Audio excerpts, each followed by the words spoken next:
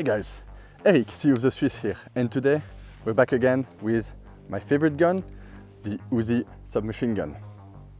I've already made a video on the UZI. If you haven't, check it out. We talk a bit more about the Belgian-made UZIs in this video. But in this one, I just want to talk about the gun in general and the plans for the future with this gun. So stay tuned.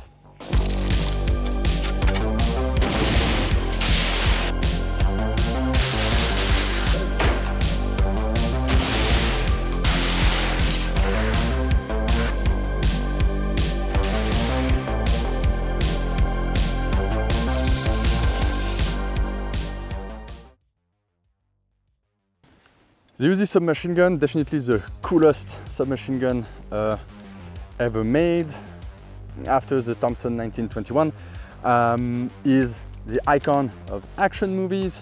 When people see a submachine gun in movies, sometimes they just call it the UZI because it's iconic.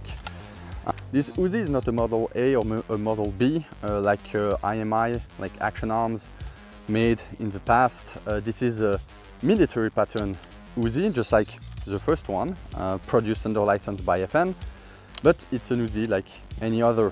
You have two position peep sights at the rear for 100 and 200 meters, which is quite optimistic for an open bolt 9mm, but that's how it is.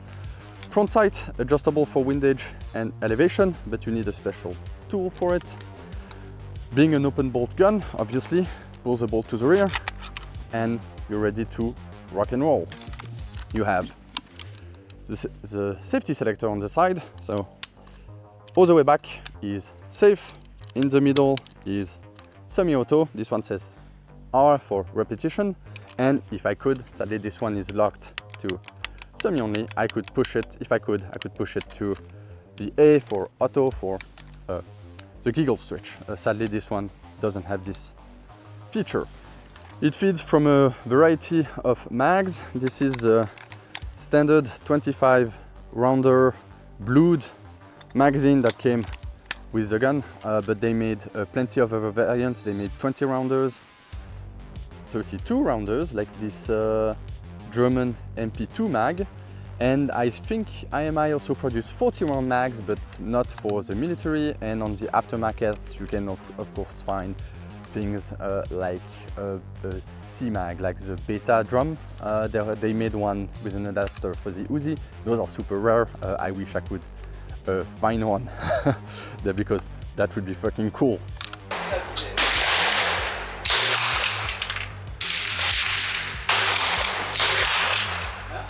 The UZI has the iconic stock that unfolds. You just slap it, it opens, gives you a nice stock. It's a bit, it's not the best chin weld because it's quite a thin piece of metal, but it works unless it's very hot and you're in the sun. Then it has a tendency to get very hot and to burn your face, which is not optimal. That's why I prefer the wood stock that I showed in the other video.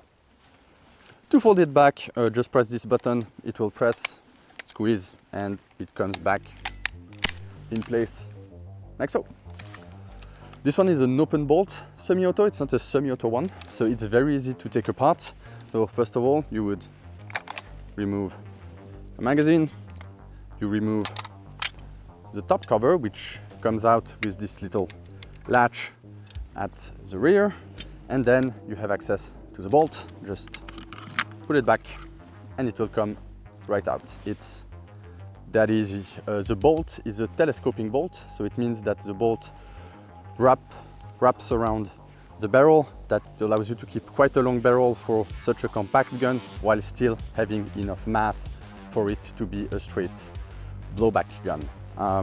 If you want to remove the barrel, it's also the simplest of procedure. You have this little catch at the front, depress it, remove the barrel nut, just comes out, and then you can remove the barrel. And if you want to put it back, do this the opposite side, the opposite way.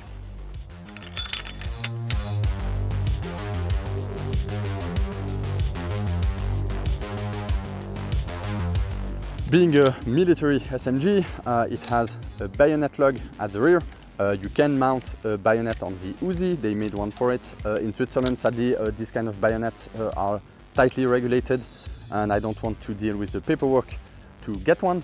They also made a searchlight, which was a huge lamp attachment that came on the front. So basically a very early 1950s, 1960s tactical flashlight. You can still find those, they're quite hilarious. Maybe I'll get one of those someday to show you. That will make for a cool subject and a cool video. On top of the selector right here, you have a grip safety at the rear of the grip. If you don't depress it, it will lock the trigger, and if you don't depress it, it will also lock the bolt to the rear. So why did I call this video Tales of the UZI? I already made a video with this gun, and well, I wanted to make a second one, and also it's gonna be now a series on the channel.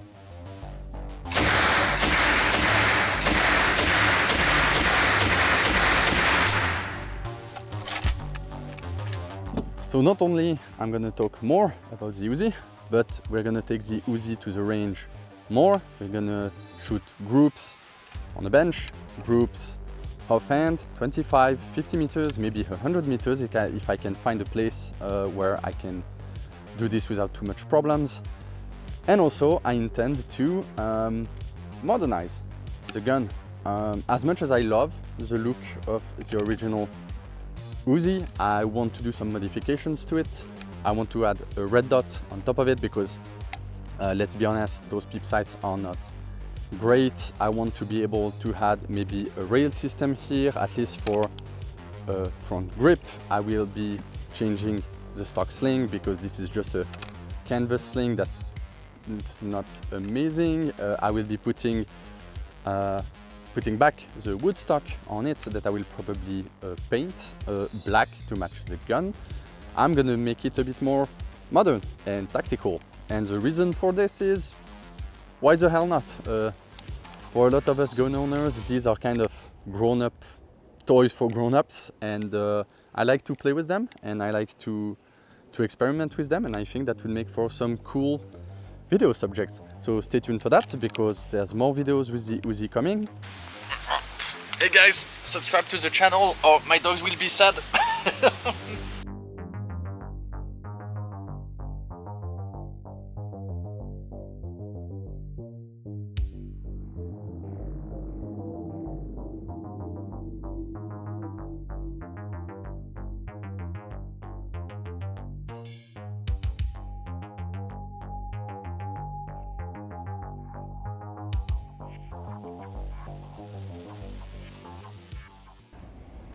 I think it would be good for me to get a fence for my garden because all my neighbors can see me like play with guns in front of a video camera. Well, they never called the cops on me, so I guess that's fine.